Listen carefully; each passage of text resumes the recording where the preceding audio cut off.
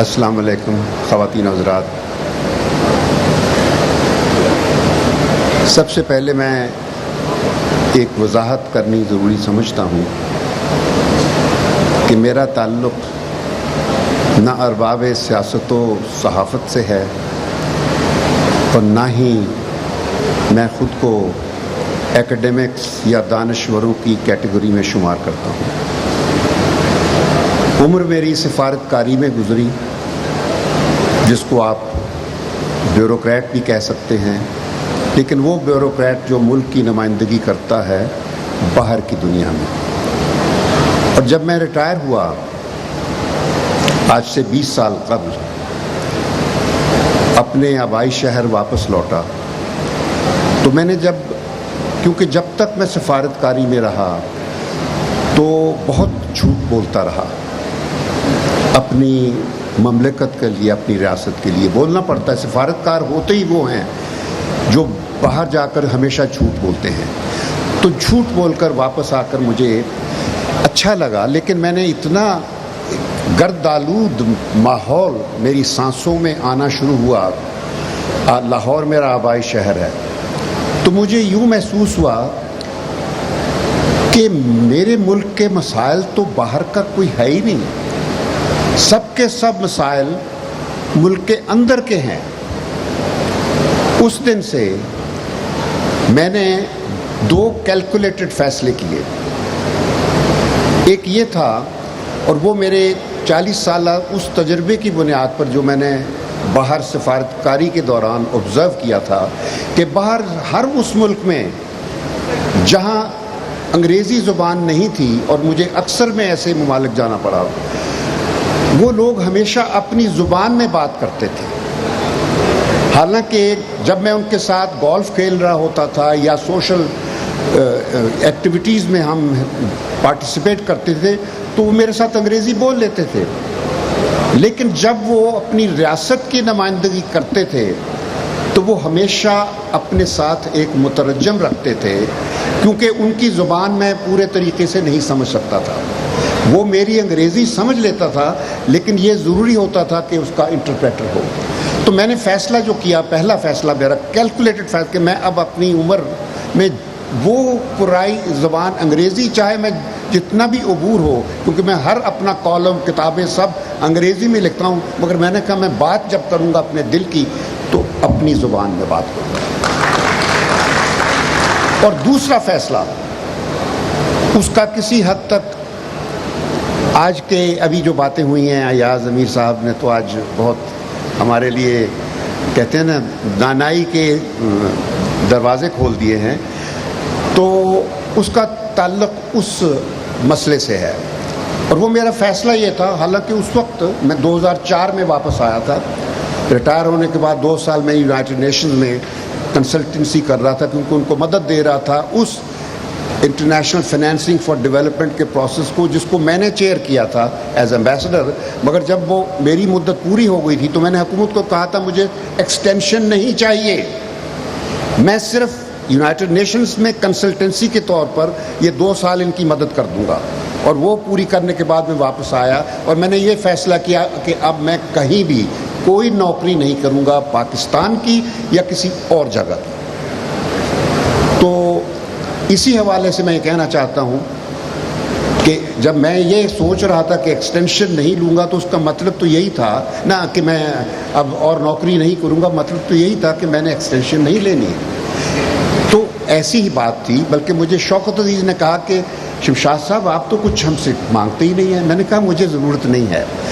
میں جب نوکری میں تھا ایز فارن سیکرٹری، اس پوزیشن میں میں ریکمنڈیشنز کیا کرتا تھا، میں نے کبھی کسی کا کیس ریکمینڈ نہیں کیا کہ یہ ایکسٹینشن ہونی چاہیے۔ جس نے 60 سال کیے، میں کہتا تھا اس کو گھر جانا چاہیے، کیونکہ قانون یہ ہے۔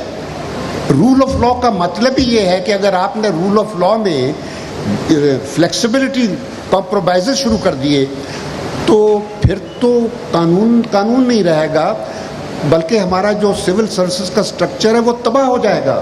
بلکہ 2015 یا 14 میں نے ایک آرٹیکل اسی بات پر لکھا تھا کہ ہمارے سیاستدانوں کی خواہش ہے کہ وہ فوج کو بھی چونکہ پولیس بنانا چاہتے ہیں، تو وہ فوج کو اس طریقے سے انڈیوسمنٹ دیتے ہیں. اس وقت تک ایک ہمارے سربراہ فوج کے ان کو ایکسٹینشن مل چکی تھی, تو میں اس کے بارے میں ذکر کیا تھا کہ یہ اس قسم کی رعایتیں فوج کو دے کر یہ فوج کا نظام خراب کر رہے ہیں. فوج کو یہ پولیس بنا دیں گے اور جو چیف ہوگا وہ ایک آئی جی کی حیثیت اختیار کر جائے گا, اور یہی ہوا, یہ ہوتا رہا. یہ اب ان لوگوں کا کام ہے جو بھی اقتدار میں ہوگا وہ دیکھے کہ آیا کہ یہ باتیں درست ہیں. جب آپ کو ایک آئین میں ایک ہدایت دے دی گئی ہے تو اس آئین کے مطابق ہونا چاہیے, کسی کی ایکسٹینشن نہیں ہونی چاہیے. آپ عمر بڑھا دیجئے, اگر آپ سمجھتے ہیں کہ کسی کی پرفارمنس جو ہے وہ 60 سال کے بعد بھی ہو سکتی ہے, اگرچہ میں نہیں سمجھتا, کیونکہ خاص طور پر 70 سال کے بعد تو کسی سفیر کو بھی سفیر بنا کر بھیجنا یہ بہت ہی غلط فیصلہ ہے. ہمارے 2 سفیر گئے ایسے جس پہ میں نے اعتراض بھی کیا تھا, اور پھر مجھے یہ کہا گیا تھا کہ یہ ہم نے نہیں اپوائنٹ کیے, یہ کہیں اور سے اپوائنٹ ہوئے ہیں. تو اب آپ سن لیجیے باتیں. بہرحال آج میں جب اس طرف دیکھتا ہوں, اور ابھی بات ہوئی تھی, جوش سے بھی بات ہوئی ہے, ہوش سے بھی بات ہوئی ہے, تو میں سمجھتا ہوں کچھ سچ کی باتیں بھی ہو جائیں, کیونکہ ہمارے معاشرے میں جھوٹ کا بازار اتنا کھل گیا ہے کہ اب وقت آ گیا ہے کہ سچ بولا جائے. تو پہلی بات تو میں یہ کہنا چاہوں گا کہ ہمیں یہ تسلیم کر لینا چاہیے کہ جس تصور کے ساتھ علامہ اقبال نے بر صغیر کے مسلمانوں کے لیے ایک آزاد اور خود مختار اور خوددار مملکت کا خواب دیکھا تھا یا تصور جو دیا تھا ہمیں, کیا آج کا پاکستان اس کے مطابق ہے؟ اور آیا کہ کیا قائد اعظم نے اسی خواب کو مسلمانوں کی آزادی اور خود مختاری کے لیے ایک آزاد مملکت کے خواب کو پورا کر کے جو کارنامہ دیا تھا, کیا ہم نے اس خواب کو اور قائد اعظم نے جو پاکستان چھوڑا تھا ان کے تصور کے مطابق اس کو رکھا؟ تو جواب یہی ہے کہ ہم نے, اگر آج قائد اعظم زندہ ہوتے تو وہ مایوس ہوتے, اگر امبیرس نہ ہوتے, بلکہ میری خیال میں تو وہ بہت زیادہ امبیرس ہوتے.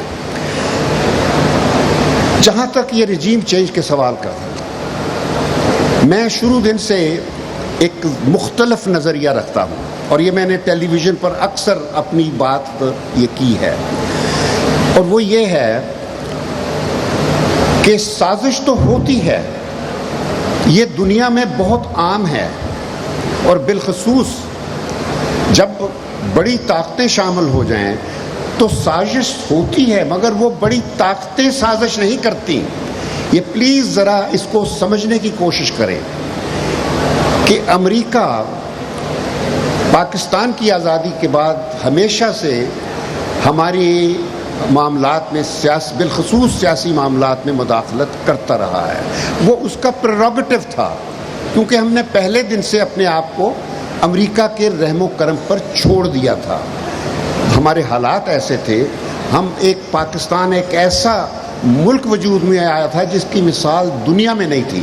ہم ایک سیامیز ٹوئنز کی طرح ایک ایسے جڑواں 2 دھڑ تھے جو مکمل طور پر فزیکلی الگ تھے, سوائے a little bit of heart and mind connection کے. وہ تھوڑا سا ہارٹ, دل اور دماغ کا کنیکشن تھا, اور وہ اتنا کمزور تھا کہ it could not withstand the pressures of physical separateness. نتیجہ وہ نکلا کہ ہندوستان نے فائدہ اٹھایا اور ہمیں بروٹلی, جس کو کہتے ہیں, کاٹ کے رکھ دیا. اور جو ملک ہم سے الگ ہوا, جو دھڑ, یہ اب آپ میری بات سمجھنے کی کوشش کریں, وہ اصل پاکستان تھا. یہ اصل پاکستان نہیں ہے جس میں ہم آج رہ رہے ہیں.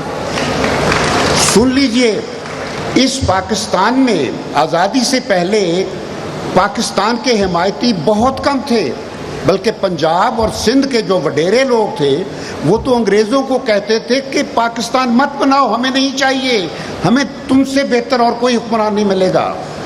تو کبھی نہیں. باقی جو 2 صوبے تھے وہاں انگریز باقاعدہ ملٹری کیمپینز لڑ رہے تھے, فوجی کارروائیاں کر رہے تھے. تو انگریزوں نے جبکہ ہندوستان کے بقیہ تمام صوبوں میں اور ریاستوں میں ایک پولیٹیکل پروسیس شروع کیا تھا جہاں لوگوں کو ووٹ دے کے مقامی کونسلیں بنتی تھیں اور ایک کانگریس پارٹی تشکیل میں آ گئی تھی, تو وہ باقاعدہ ایک سیاست کا ان کو ایکسپیرینس اور ایکسپوجر مل رہا تھا.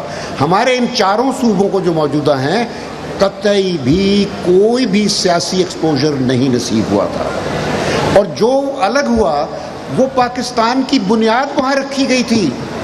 مسلم لیگ وہاں وجود میں آئی 1906 میں ڈھاکہ میں. وہ وفد جو تھا جس کو شملہ ڈیپوٹیشن کہتے ہیں, جو 1906 میں اکتوبر 1906 میں لارڈ منٹو کو مل کر جس نے یہ مطالبہ کیا کہ ہندوستان کے مسلمانوں کو الگ الیکٹریٹ دیا جائے تاکہ ہم مائنورٹی کے طور پر نہیں, ہم ایک قومیت کے طور پر ہمارا ایک الگ تشخص قبول ہو جائے, اور وہ مان لیا گیا. تو اصل جو پاکستان تھا وجود میں آیا, وہ جو اصل سٹرگل تھی وہ وہاں آئی تھی. صرف ہم نے اپنی غلطیوں سے, اب میں اس ہسٹری میں نہیں جاؤں گا کہ ہم نے مشرقی پاکستان کے لوگوں کے ساتھ کیا کیا, کیوں الگ ہوئے, صرف اتنا کافی ہے کہ وہ ایک سیاسی کرائسس تھا, کیونکہ ایک باقاعدہ بڑا اچھا الیکشن ہوا تھا. اس کے ورڈکٹ کو ریجیکٹ کیا. ریجیکٹ کس نے کیا کہ جو میجورٹی اکثریت والی پارٹی اس کو اقتدار نہیں دیا گیا, اور فوج اور بھٹو نے مل کر ایک ایسا سٹینڈ لے لیا جس کے بعد ظاہر ہے جو ہونا تھا وہ ایک المیہ پاکستان کا پیدا ہو گیا. تو اس قسم کے المیے ہوتے رہے ہیں. باقی باہر سے تو مداخلت ہوتی ہے, کیونکہ ہم نے روس کو شروع میں ہی ناراض کر دیا تھا.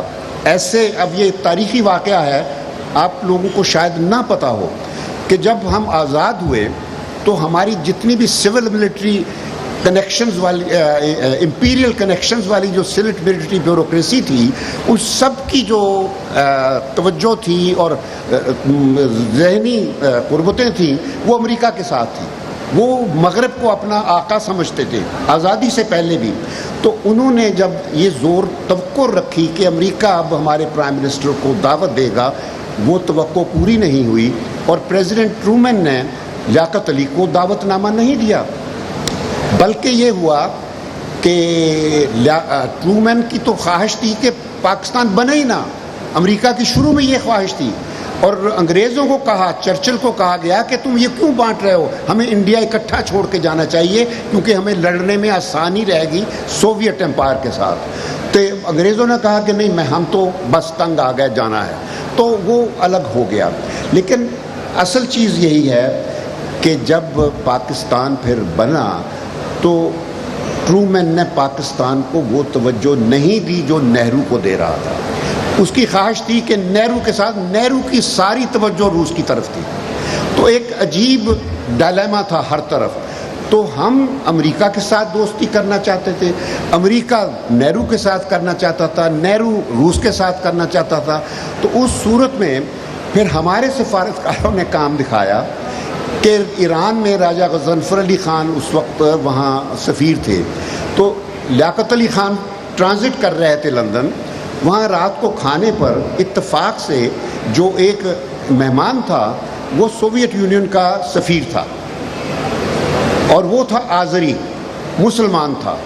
تو وہاں کھل کر جب بات ہوئی تو راجہ صاحب نے کہا کہ یار تم سوویت یونین سے ہمارے پرائم منسٹر کو دعوت نامہ دلاؤ, ہم وزٹ کرنا چاہتے ہیں. اس نے کہا میں 1 ہفتے میں دعوت نامہ دے دیتا ہوں. یہ سب چیزیں آپ کو اس سازش کے کانٹیکسٹ میں میں سمجھا رہا ہوں. تو وہ دعوت نامہ آ گیا, لیکن ہم جس وقت ہم نے وہ دعوت نامہ لہرایا کہ ہمیں روس نے یہ دعوت نامہ دے دیا ہے, اگلے دن ٹرومن نے بھی دعوت نامہ دے دیا, اور ہم نے روس کا دعوت نامہ ایک طرف رکھا اور امریکہ چلے گئے. نہرو ہم سے پہلے 2 ہفتے گزار آیا تھا, نہرو کے بعد ہمارا پرائم منسٹر 2 ہفتے گزارتا ہے, اور وہاں اچھی بات چیت ہوئی, 2 ہفتے اچھے گزرے, اور جتنی تھوڑی بہت مدد کی ضرورت تھی $2-4 ملین مل گئے ہوں گے. لیکن اصل چیز مسئلہ پیدا ہوا جب ٹرومن نے یہ کہا کہ پرائم منسٹر ہمیں آپ کی فوج کی ضرورت ہے کوریا میں, ایک دستہ بھیجیں. لیاقت نے کہا کہ نہیں, میرے قائد کا تو ویژن یہ ہے کہ پیس ود آل اینمٹی ود نن، ہم نے تو کسی سے جنگ نہیں لڑنی. تو اس پہ امریکہ ناراض ہو گیا. لیاقت علی واپس آتا ہے اور لیاقت علی کے پھر ہمارے سفارتکار نے کہا جی اب چین چلتے ہیں، روس چلتے ہیں. تو 2 ہفتے پہلے روس جانے سے لیاقت علی ختم ہو جاتا ہے. تو یہ مت سمجھیے کہ سازش امریکہ کرتا ہے. امریکہ کا جو ناراضگی ہے وہ ہم لوگ دیکھتے ہیں. یہاں ہماری قوم ہے، ہم اندر سے سازش کرنے والے ہم خود ہیں، اور یہ ہمارا وتیرہ ہے، ہماری ثقافت ہے.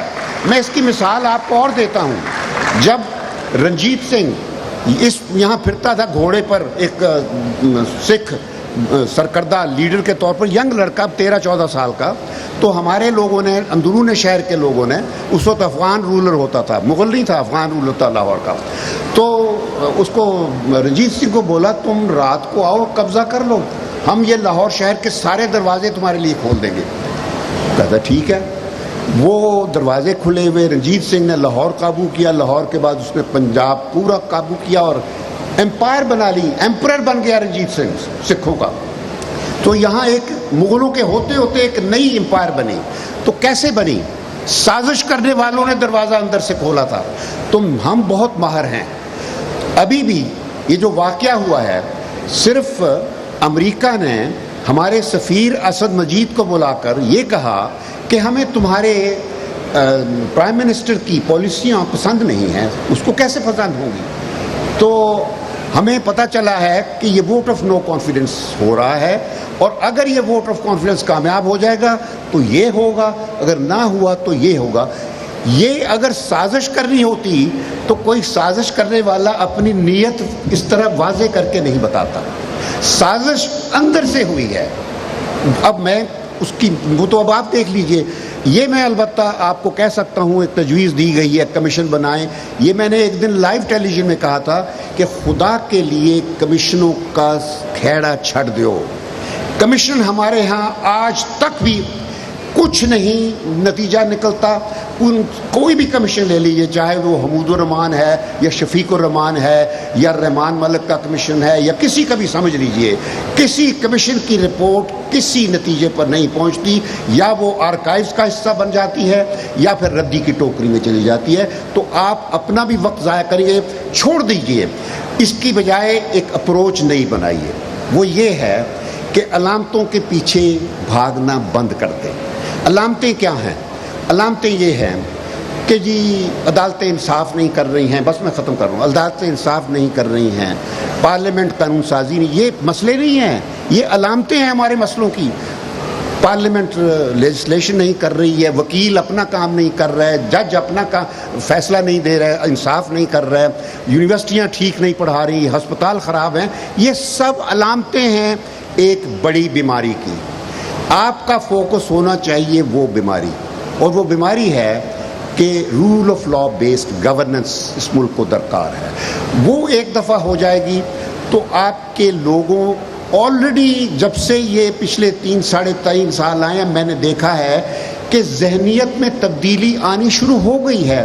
اور جو کوئی سمجھتا ہے کہ 2 سالوں میں یا 3 سالوں میں یا 2 ہفتوں میں کوئی تبدیلی آ جائے گی، وہ بیوقوف ہیں. ان کو یہ نہیں پتا کہ حالیہ صدی میں دوسری جنگ عظیم کے بعد جتنی بڑی تبدیلیاں جو ٹرانسفارمیشنز ہوئی ہیں، اس میں چائنا ہے، جاپان ہے، کوریا ہے، سنگاپور ہے، ملیشیا ہے، انڈونیشیا ہے، اور حال ہی میں روانڈا جیسا ملک جہاں ایک میسو میسیکر ہوا، وہاں ایک بڑا دبلا پتلا سا ملٹری جنرل آیا پال کگامے.